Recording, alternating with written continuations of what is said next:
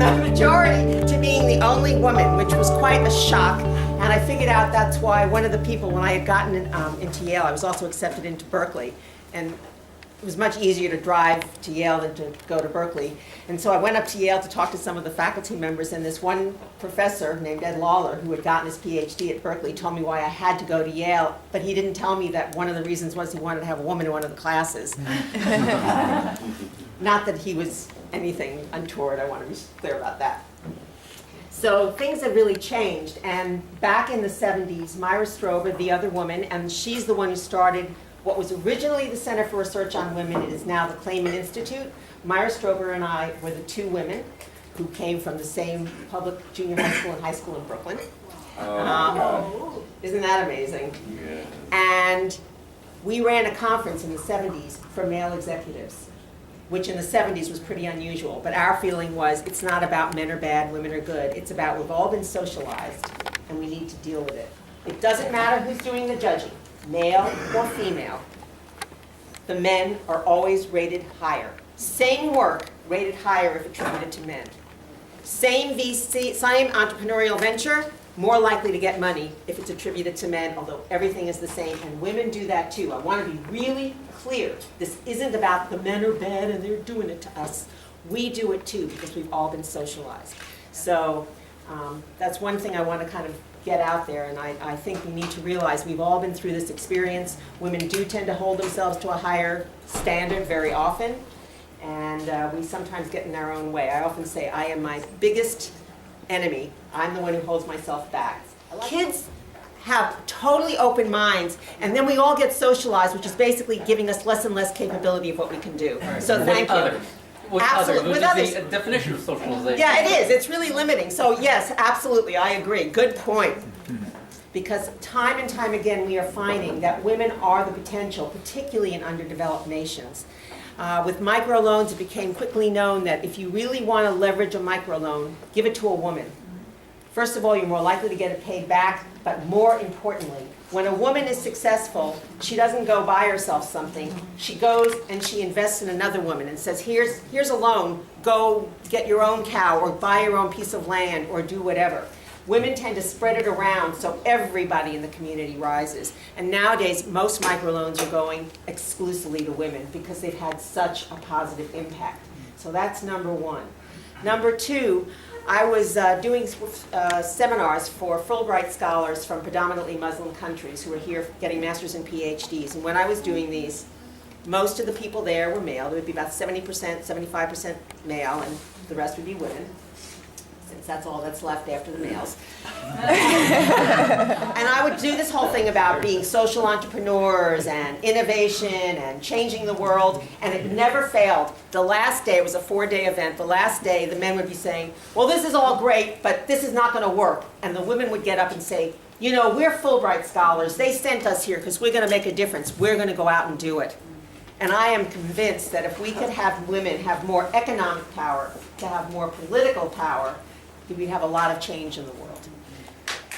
And one of the interesting findings was men and women were dissatisfied with how men are running the world. Yeah. 55% on average said, we don't like the way the things are going. And around 65% said, we wish men had more characteristics that women have. Isn't that interesting? But what I'd like to do is, I suspect many of you are either directly involved in projects that are focused on women, or are like Steve was, where you're not necessarily focused only on women, but it's interesting that he put his initiative there, and I think more power to him. I think if you can change the young generation, you can change the future. But what I'd like to do is see who here has a focus on women that would like help, and who can offer help. So and what I'd like to do is take advantage of this fabulous room and have people kind of claim a space, claim a board, and put up what you're doing as briefly as you can, and I'll have you come say what it is, and then what you need, and maybe what you have to offer, and let's see if people can kind of go around and see how you can connect and find where there's somebody where either you say, wow, I'm working on something similar, let's pair up, or I have something to offer. and see if we can make that happen. And I put this here, and I met two persons that are going to really help. One is James, used to work for Unicode.org, and they were the one that globally in charge of all these open source funds. So hopefully with his connection, we will get it, when we get all these funds ready, we can easily post it there. And here, Ran also look at this, and she have some contact that's going to help me connect it. So the entire hope is to have these funds available for the people who don't speak any major language. None of the language they speak support on the internet at this moment. So we'll bring them all into the internet world. Yes. Tim and I were just speaking about sort of business best practices, and it just dawned on me that I wasn't thinking about this. We run a business, and I wasn't thinking about this as a business. We're talking about the metrics. How do we measure whether or not what we're doing is effective? And it occurred to us that really we have to really determine who the right customers are. The customers aren't necessarily the NGOs we're working with, which was the model I was thinking. The customers are the families of the girls. So we're sort of going to think about, we're talking now, sort of modeling a customer relationship management sort of model for these girls. So that's sort of what we're in the process of planning. And I think another problem we have is so far we're thinking so small.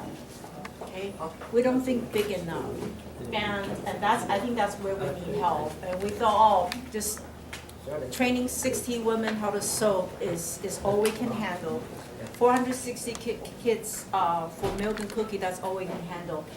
Actually, with your help, we can do a lot more. Yes. So, and my sweet spot is women. I've been playing this for 34 years. I've been married for 34 years. It's been happy, so it really has helped me in my own relationship.